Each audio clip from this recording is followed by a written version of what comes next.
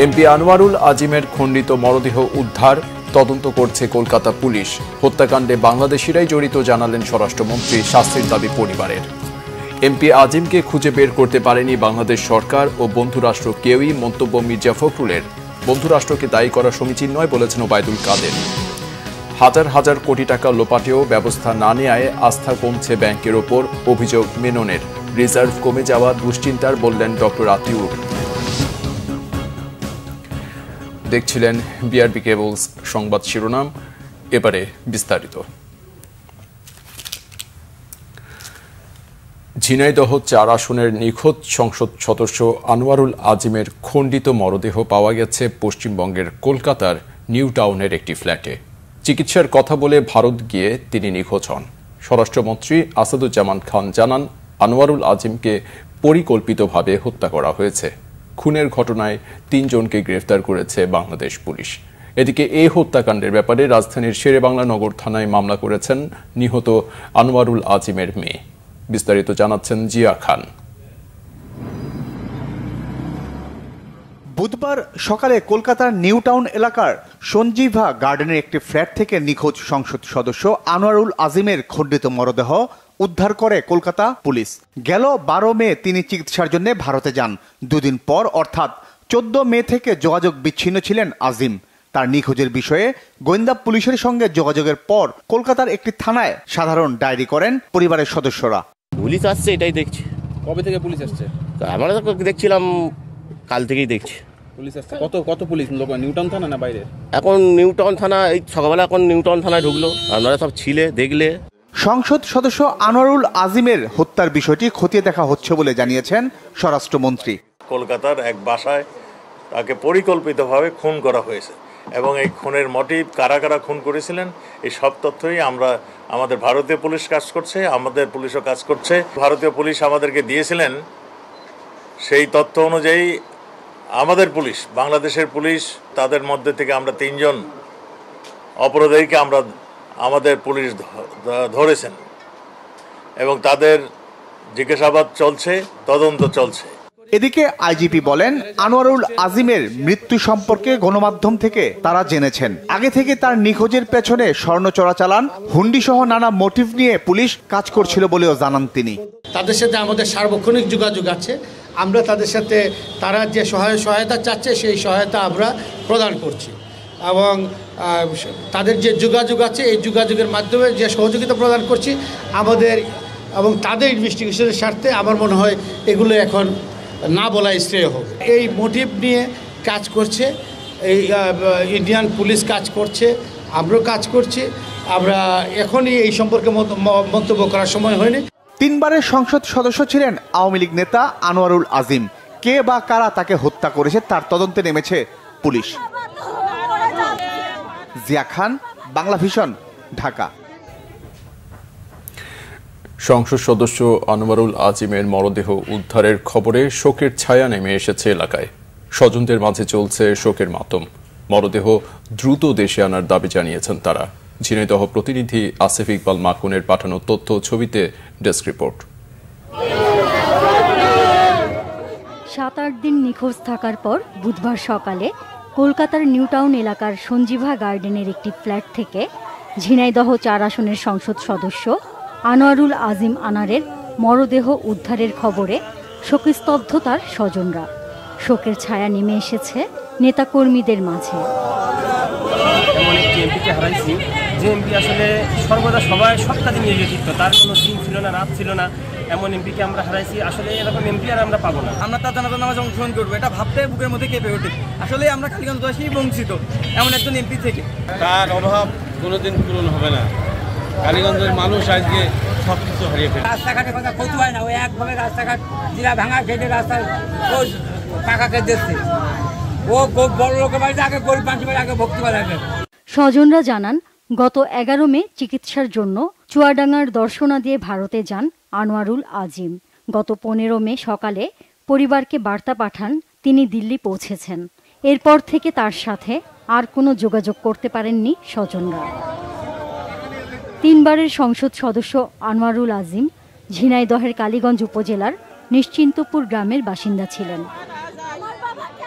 Bangla vision news desk. এদিকে পিতা হত্যার দৃষ্টান্তমূলক শাস্তি চান আনোয়ারুল আজিমের মেয়ে মুমতারিন ফেরদৌস ডরিন।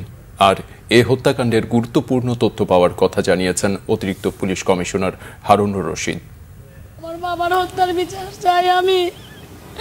আপনারা এই বিষয়ে আমার সহযোগিতা করবেন, আপনারা নিউজ করবেন, আপনারা জানাবেন, আপনারা সারা বাংলাদেশ সহ সারা ওয়ার্ল্ডের সব জায়গায় আপনারা আলোড়ন সৃষ্টি করে দেন যেন আমার বাবার হত্যার আমি বিচার পাই। কারা করেছে, কেন করেছে, এর সুষ্ঠু তদন্ত চাই এবং আমি এর শেষ পর্যন্ত দেখতে চাই মাননীয় প্রধানমন্ত্রীর মেয়ের মতন সে আমার মায়ের মতন। আমি তার দৃষ্টি আকর্ষণ করতে চাই, সে আমাকে যথেষ্ট হেল্প করছে, সে আমাকে মায়ের মতন করেই বলছে যে তুমি চিন্তা করো না। আমাকে সে প্রথম দিন তার সাথে আমার রবিবারে রাত 9টায় একুশে কথা হয়। আমরা ইন্ডিয়ান পুলিশের সাথে কাজ করছি এবং আমাদের কাছে কয়েকজন আছে, তাদের সাথে আমরা প্রতিক্ষণেই কথা বলছি, অনেক তথ্য পাচ্ছি। একজন বাংলাদেশি পার্লামেন্ট মেম্বারকে যেভাবে বাংলাদেশের কিছু অপরাধীরা যেভাবে নৃশংস হত্যা করেছে, আমরা কয়েকজনকে আইনের আওতায় নিয়ে আসছি। বাকি যারা রয়েছে প্রত্যেককে আমরা আইনের আওতায় নিয়ে আসবো এবং বিচারের মুখোমুখি আমরা দাঁড় করাবো। এটা আমাদের তদন্ত চলছে। এটা কোনো পারিবারিক, আর্থিক অথবা কোনো এলাকার দুর্বৃত্তায়নদেরকে দমন করার ফলে এরকম কোনো ঘটনা, সব কিছুই আমরা তদন্তের আওতায় আমরা নিয়ে আসছি। কলকাতায় ঝিনাইদহের সংসদ সদস্য হত্যার সাথে দুর্নীতি লুটপাটের কোনো সম্পর্ক আছে কিনা প্রশ্ন বিএনপি মহাসচিব মির্জা ফখরুল ইসলাম আলমগীরের। তিনি বলেন, একজন সংসদ সদস্য নিখোঁজ হলেও বাংলাদেশের সরকার অথবা বন্ধু রাষ্ট্র কেউই তা খুঁজে বের করতে পারেনি। মির্জা ফখরুল বলেন, রাজনৈতিকভাবে ব্যবহারের কারণে একটি বাহিনীর সাবেক প্রধানের বিরুদ্ধে নিষেধাজ্ঞা জাতির জন্য লজ্জার। রিপোর্ট করছেন সিকান্দার রেমান। বিএনপির প্রতিষ্ঠাতা সাবেক রাষ্ট্রপতি জিয়াউর রহমানের 43তম শাহাদাত বার্ষিকী উপলক্ষে নয়াপল্টনের কেন্দ্রীয় কার্যালয়ে যৌথ সভা হয়। শাহাদাত বার্ষিকী উপলক্ষে 28 মে থেকে 11 জুন পর্যন্ত 15 দিনের কর্মসূচি ঘোষণা করেন বিএনপি মহাসচিব। ঝিনাইদহের সংসদ সদস্যের লাশ কলকাতায় পাওয়ার বিষয়ে সাংবাদিকদের প্রশ্নের জবাব দেন বিএনপি মহাসচিব। বাংলাদেশের সাধারণ নাগরিক নয়, একজন তাদের তথাকথিত সংসদ সদস্য বিদেশে গিয়ে নিখোঁজ হয়ে গেলেন, তার কোনো খবর তারা দিতে পারলেন না পারলেন বাংলাদেশ সরকার, না পারলেন বন্ধু রাষ্ট্র তাতে ভারত। তো আমরা কি মনে করবো যে এটার একমাত্র লক্ষ্য হচ্ছে দুর্নীতি করা, টাকার পাহাড় তৈরি করা, বিদেশে পাঠানো, ওইটারই কোনো ঘটনা কিনা আমরা জানি না। সেনাবাহিনীর সাবেক প্রধান জেনারেল আজিজ আহমেদের বিরুদ্ধে মার্কিন নিষেধাজ্ঞার বিষয়েও কথা বলেন মির্জা ফখরুল ইসলাম আলমগীর। সাবেক সেনাপ্রধানকে আমেরিকা থেকে স্যাংশন দেওয়া হয়েছে, যেটা আমাদের জন্য, জাতির জন্য অত্যন্ত লজ্জাকর। যেটা দায়ী সম্পূর্ণ হয় সরকার, এই সরকার শাসক গোষ্ঠী, তারা সেনাবাহিনীকে অন্যায়ভাবে ব্যবহার করার চেষ্টা করার কারণেই আজকে এই ঘটনাটা ঘটেছে। সাবেক সংসদ সদস্য গোলাম মাওলা রনি ও ছাত্রদলের সাবেক সভাপতি কাজী রওনাকুল ইসলাম শ্রাবণের ওপর হামলার নিন্দা জানান বিএনপি মহাসচিব। তিনি বলেন, উপজেলার কোথাও নির্বাচন হচ্ছে না, নির্বাচন ব্যবস্থার উপর জনগণের আস্থা নেই। তথাকথিত উন্নয়নের নামে ঋণের বোঝা বাড়ছে, দ্রব্যমূল্য বাড়ছে, কষ্ট বাড়ছে সাধারণ মানুষের। সিকান্দার রেমান, বাংলা ভিশন, ঢাকা। এদিকে ভারতের কলকাতায় বাংলাদেশের সংসদ সদস্য খুনের ঘটনায় বন্ধু রাষ্ট্রকে দায়ী করা বিএনপি মহাসচিবের জন্য সমীচীন নয় বলে মন্তব্য করেছেন আওয়ামী লীগের সাধারণ সম্পাদক ওবায়দুল কাদের। ঝিনাইদহের এই সংসদ সদস্যের ভারতে যাওয়া নিয়ে প্রথম থেকেই ধোঁয়াশা ছিল বলেও মন্তব্য করেন তিনি। রকুনুজ্জামানের রিপোর্ট। বুধবার বঙ্গবন্ধু এভিনিউ দলের কেন্দ্রীয় কার্যালয়ে আওয়ামী লীগের সংস্কৃতি বিষয়ক উপকমিটির আয়োজিত সভায় যোগ দেন দলের সাধারণ সম্পাদক ওবায়দুল কাদের। সভায় ভারতের কলকাতায় ঝিনাইদহ 4 আসনের সংসদ সদস্য আনোয়ারুল আজিম আনারের খুনের ঘটনা নিয়ে কথা বলেন ওবায়দুল কাদের। এ বিষয়ে বিএনপির মহাসচিবের বক্তব্যের সমালোচনাও করেন তিনি। এমপি তো যখন চিকিৎসার জন্য যান, তিনি তো আর ভারত সরকারকে জানিয়ে যান। কাজে নিরাপত্তার ব্যাপারটা তখনই সেভাবে দেখাও, তখন সেখানকার অ্যাপ্রোপ্রিয়েট অথরিটিকে জানিয়ে যদি কেউ যায়, তা সেটার জন্য বন্ধু রাষ্ট্রের তো কোনো ফখরুল সাহেব বলছেন বন্ধু রাষ্ট্রে গিয়ে নিরাপদ থাকে না, কিন্তু বন্ধু আপনাদের যদি শত্রু রাষ্ট্র, তো সেখানে সালাউদ্দিন আপনাদের এমপি এতদিন নিরাপদে কেমন করেছে? এবং তাকে যারা হত্যা করেছে, যে ফ্ল্যাটটিতে, সেটা বাংলাদেশেরই কেউ ভিন্ন নামে ওই ফ্ল্যাটটি ক্রয় করেছিল, এবং ওখানে যারা হত্যা করেছে 5-6 জনের মতো, এর মধ্যে 5 জনই আমাদের দেশে, বাংলাদেশের লোক। তো এখন এই ব্যাপারটাকে নিয়ে কথায় কথায় যারা দেখতে নারী তার চলন বাধা, এ ধরনের উক্তি করা সমীচীন। এছাড়া সাবেক সেনাপ্রধান অবসরপ্রাপ্ত জেনারেল আজিজ আহমেদের উপর মার্কিন নিষেধাজ্ঞা নিয়েও কথা বলেন আওয়ামী লীগের সাধারণ সম্পাদক। যারা গাজার গণহত্যাকে এবং গণহত্যা যারা ঘটাচ্ছে, তাদের নিষ্ঠুর বর্বরোচিত ভূমিকাকে যারা গণহত্যা বলতে চায়, তারা কোথায় কাকে নিষেধাজ্ঞা দিল সেটা নিয়ে আমাদের কোনো মাথা ব্যথা নেই। দোষী সাব্যস্ত হলে বঙ্গবন্ধু কন্যা কাউকে ছাড় দেন না বলেও স্মরণ করিয়ে দেন ওবায়দুল কাদের। রুকুনুজ্জামান, বাংলা ভিশন, ঢাকা। অন্যদিকে সংসদ সদস্য আনোয়ার আজিম হত্যাকাণ্ড বাংলাদেশ ভারত দুই দেশের কোনো বিষয় নয় বলে মন্তব্য করেছেন পররাষ্ট্রমন্ত্রী ডক্টর হাসান মাহমুদ। ঢাকা বিশ্ববিদ্যালয়ে এক অনুষ্ঠান শেষে সাংবাদিকদের এ কথা বলেন তিনি। হত্যাকাণ্ডের ঘটনাকে মর্মান্তিক ও দুঃখজনক বলে মন্তব্য করে পররাষ্ট্রমন্ত্রী বলেন, এ ঘটনায় মূল হোতাকে আটক করেছে ডিবি পুলিশ। এছাড়া কলকাতা পুলিশও 2 জনকে আটক করেছে বলে জানান তিনি। বাংলাদেশের কলকাতা উপদূতাবাসের মাধ্যমে ভারতের পুলিশের সাথে সার্বক্ষণিক যোগাযোগ রাখা হচ্ছে। এক প্রশ্নের জবাবে পররাষ্ট্রমন্ত্রী বলেন, দুর্নীতির কারণে সাবেক সেনাপ্রধান অবসরপ্রাপ্ত জেনারেল আজিজ আহমেদকে নিষেধাজ্ঞা দিয়েছে যুক্তরাষ্ট্র। এটা আজিজ আহমেদের ব্যক্তিগত দায় বলে মন্তব্য করেন তিনি। জাতির পিতা বঙ্গবন্ধু শেখ মুজিবুর রহমানের জুলিও কুরি শান্তি পুরস্কার প্রাপ্তির 51 বছর আজ। দেশের ইতিহাসে প্রথম কোনো আন্তর্জাতিক পুরস্কার। গণতান্ত্রিক আদর্শকে শক্ত ভিতের ওপর প্রতিষ্ঠা করতে, বিশ্ব শান্তি ও মানবাধিকার প্রতিষ্ঠায় অনবদ্য ভূমিকার জন্য বঙ্গবন্ধু মুজিবকে দেয়া হয় এ পুরস্কার। শুধু বঙ্গবন্ধু নন, শেখ মুজিব ভূষিত হন বিশ্ববন্ধু খেতাবেও। বিস্তারিত জানাচ্ছেন সৈয়দ আব্দুল মুহিত।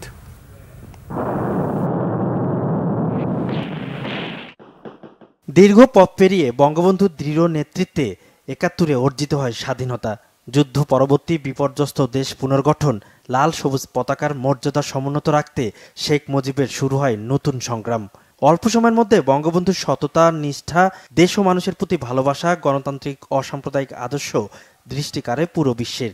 শুধু দেশ নয়, বিশ্ব শান্তি প্রতিষ্ঠাতেও বঙ্গবন্ধুর অবদান নজর কাড়ে বিশ্ব নেতাদের। 1972 সালে 10 অক্টোবর চিলির রাজধানী সান্তিয়াগোতে 140 দেশের 200 জনের প্রতিনিধি সভায় সিদ্ধান্ত হয়, বাংলাদেশের জাতির পিতাকে দেয়া হবে জুলিও কুরি শান্তি পদক। বিশ্ব শান্তিতে অবদানের স্বীকৃতি হিসাবে দেয়া হবে এই পদক। ভারতের জওহরলাল নেহরু, কিউবার ফিদেল কাস্ত্রো, ফিলিস্তিনের ইয়াসির আরাফাত, ভিয়েতনামের হো চিন মিন, দক্ষিণ আফ্রিকার নেলসন ম্যান্ডেলা, কবি ও রাজনীতিবিদ Pablo Neruda, Martin Luther king সহ বিশ্ববরণ্য ব্যক্তিরা পেয়েছেন এ পুরস্কার। এর ধারাবাহিকতায় ৭৩ মে মাসে ঢাকায় বিশ্ব শান্তি পরিষদের আন্তর্জাতিক সম্মেলনে বঙ্গবন্ধুর হাতে তুলে দেওয়া হয় জুলিও কুরি পুরস্কার।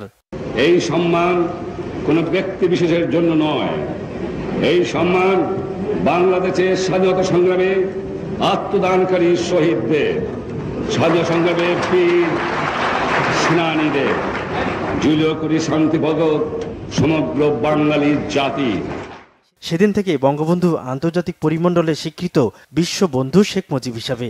এই শান্তি পুরস্কার প্রাপ্তি নব্য স্বাধীন দেশকে বিশ্ব সভায় এগিয়ে নেওয়ার পথ আরও সহজ করে দেয়। পদকটা দেওয়া হয় তখন রমেশবাবু বলেছিলেন যে তিনি বঙ্গবন্ধু নন, তিনি বিশ্ববন্ধু। বিশ্ব নেতৃবৃন্দ এটাকে স্বাগত জানিয়েছিল এবং তখনকার যতগুলি বিশ্বের সম্মেলন যেখানেই হোক, সে জাতিসংঘ থেকে শুরু করে প্রত্যেকটি জায়গায় কিন্তু বঙ্গবন্ধু একটা বিশেষ সম্মান পেতেন যখন যেখানে তিনি যেতেন। তার কারণ এটা লক্ষণীয় যে সর্বপ্রথম তিনি যখন জাতিসংঘে যান, তিনি যে বাংলায় বক্তৃতা দেন, জাতিসংঘ ভাষা তো বাংলা না, তারপর তো he was allowed to speak in Bengali, অর্থাৎ তার এই যে মর্যাদা, তার প্রতি যে সম্মান, এটা সেখানেও প্রমাণিত হয়েছে। বঙ্গবন্ধুর আদর্শকে বুকে ধারণ করেই বাংলাদেশ এগিয়ে যাবে আরো বহুদূর, মাথা উঁচু করে দাঁড়াবে বিশ্ব মানচিত্রে। সৈয়দ আব্দুল মুহিত, বাংলাভিশন, ঢাকা। সরকারের শরিক দলের সংসদ সদস্য রাশেদ খান মেনন বলেছেন, ব্যাংকের উপর মানুষের আস্থা কমে যাচ্ছে। ব্যাংক থেকে হাজার হাজার কোটি টাকা লোপাট হলেও দায়ীদের বিরুদ্ধে ব্যবস্থা নেওয়া হয়নি। বাংলাদেশ ব্যাংকের সাবেক গভর্নর ডক্টর আতিউর রহমানের মতে, বাংলাদেশের রিজার্ভে আরও $15 বিলিয়ন আসতে হবে। গোলাম মইনুল আহসানের রিপোর্ট। 2021 সাল থেকে 2024 সাল মাঝে এই সময়ে $48 বিলিয়ন থেকে ব্যবহারযোগ্য রিজার্ভ নেমেছে 13 বিলিয়নে। রিজার্ভের অঙ্ক সবারই দুশ্চিন্তার বিষয় হয়ে উঠেছে, কারণ ডলারের বাজে অস্থিরতার মধ্যে ব্যবসায়ীরা প্রয়োজনীয় পণ্য আমদানি করতে পারছেন না। এমন বাস্তবতা রাজধানীতে বিশ্ব সাহিত্য কেন্দ্রে উন্নয়ন সমন্বয়ের বাজেট বিশ্লেষণ বিষয়ক আমাদের সংসদের উদ্বোধনী অনুষ্ঠানের আয়োজন করা হয়। অনুষ্ঠানে ব্যাংকিং খাতের দুরবস্থা, রিজার্ভ সহ অর্থনীতির নানা বিষয় আলোচনায় ঘুরে ফিরে আসে। এখনকার বড় চ্যালেঞ্জ হলো আমাদের বহিঃ খাত, অর্থাৎ এক্সটার্নাল ইকোনমি, এবং সেখানে আমাদের একটা আর্থিক খাতে এক ধরনের ডেফিসিট তৈরি হয়েছে। প্রায় $15 বিলিয়ন বাড়তি প্রবাহ আমাকে আনতে হবে, ফরেন এক্সচেঞ্জের প্রবাহ আনতে হবে। সরকারের শরিক দল বিরোধী দলের সংসদ সদস্যরা বলেন, দিনে দিনে ব্যাংকিং খাত নষ্ট করা হয়েছে, ক্ষত সৃষ্টি হয়েছে অর্থনীতিতে, কিন্তু দায়ীদের বিচারে মুখোমুখি করা হয়নি। হাজার হাজার কোটি টাকা ব্যাংকে লোপাট হয়ে গেল, বেসিক ব্যাংকে লোপাট হয়ে গেল। আপনি আজ পর্যন্ত বেসিক ব্যাংকের চেয়ারম্যানকে দুদূত বহু বছর পরে এসে হাইকোর্টের নির্দেশের পরিপ্রেক্ষিতে তার বিরুদ্ধে মামলা নিল, কিন্তু এখন পর্যন্ত তাকে খুঁজেই পাওয়া যাচ্ছে না। তিনি কিন্তু বাংলাদেশের ভিতরেই অবস্থান করছে। আইসিবি ইসলামিক ব্যাংক যেটা রয়েছে, তারা আমানতকারীদের টাকা দিতে পারছে না, এমনকি তাদের সম্পদ বিক্রি করেও তারা টাকা দিতে পারছে না। তাহলে এতগুলো ব্যাংক কেন দেওয়া হলো? কোন সিদ্ধান্তের ভিত্তিতে ব্যাংক দেওয়া হলো?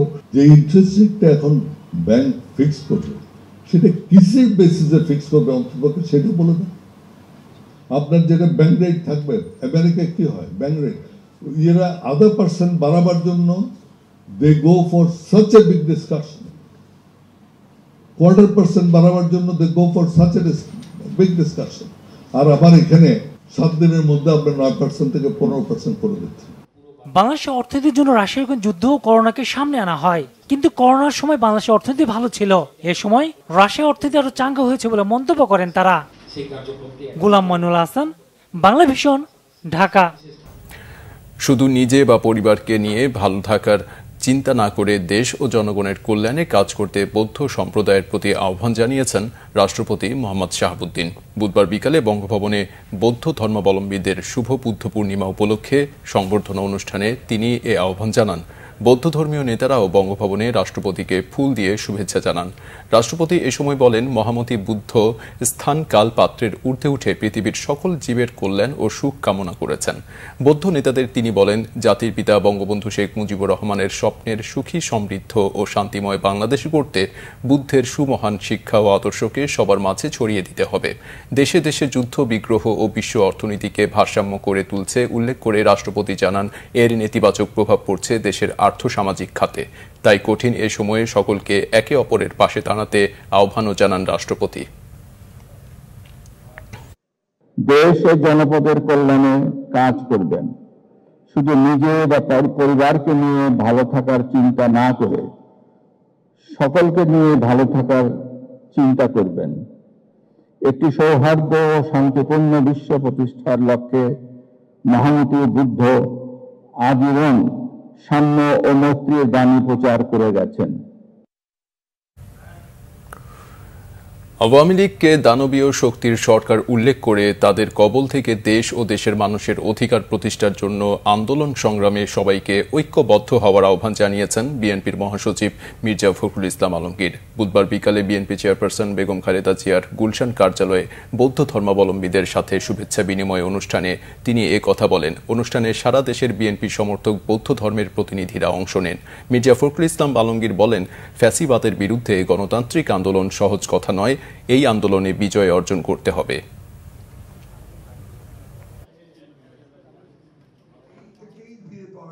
গণতন্ত্র প্রতিষ্ঠিত হলে সেখানে সব ধর্ম, সব সম্প্রদায়ের মানুষের অধিকার প্রতিষ্ঠিত হয়। তো সেই গণতন্ত্রকে এই দানবীয় সরকার, শোষক গোষ্ঠী তারা আমাদের কাছ থেকে, আওয়ামী লীগ তারা কেড়ে নিয়েছে। এইটাকেই ফিরে পাওয়ার জন্য, পুনরুদ্ধারের জন্য কিন্তু আমরা এই সংগ্রাম করছি। আমাদের যে ফ্যাসিবাদের বিরুদ্ধে গণতান্ত্রিক সংগ্রাম এটা সহজ কথা নয়। এখানে কখনো উত্থান আসবে, পতন আসবে, কিন্তু সেই সব কিছুকে সামনে নিয়ে আমার দেশকে মুক্ত করার জন্য, আমার জাতিকে মুক্ত করার জন্য, মানুষকে মুক্ত করার জন্য আমাদের এই সংগ্রামকে অবশ্যই আরো বেগবান করতে হবে এবং আমাদের বিজয় অর্জন করতে হবে। সংবাদ শেষ করব বিআরবি কেবলস শিরোনামগুলো আরেকবার জানিয়ে দিয়ে। এমপি আনোয়ারুল আজিমের খণ্ডিত মরদেহ উদ্ধার, তদন্ত করছে কলকাতা পুলিশ। হত্যাকাণ্ডে বাংলাদেশিরাই জড়িত জানালেন স্বরাষ্ট্রমন্ত্রী, শাস্তির দাবি পরিবারের। এমপি আজিমকে খুঁজে বের করতে পারেনি বাংলাদেশ সরকার ও বন্ধুরাষ্ট্র কেউই, মন্তব্য মির্জা ফখরুলের। বন্ধুরাষ্ট্রকে দায়ী করা সমীচীন নয় বলেছেন ওবায়দুল কাদের। হাজার হাজার কোটি টাকা লোপাটেও ব্যবস্থা না নেওয়ায় আস্থা কমছে ব্যাংকের ওপর, অভিযোগ মিননের। রিজার্ভ কমে যাওয়া দুশ্চিন্তার, বললেন ডক্টর আতিউর। এই ছিল এখনকার মতো, পরের সংবাদ সকালে 7:30টায়। এছাড়া বাংলা ভিশন সংবাদ ও সংবাদ সংশ্লিষ্ট অনুষ্ঠান দেখতে ভিজিট করুন www.bpnews24.com ও facebook.com/banglavisionnews এবং সাবস্ক্রাইব করুন youtube.com/banglavisionnews। এতক্ষণ সাথে থাকায় ধন্যবাদ।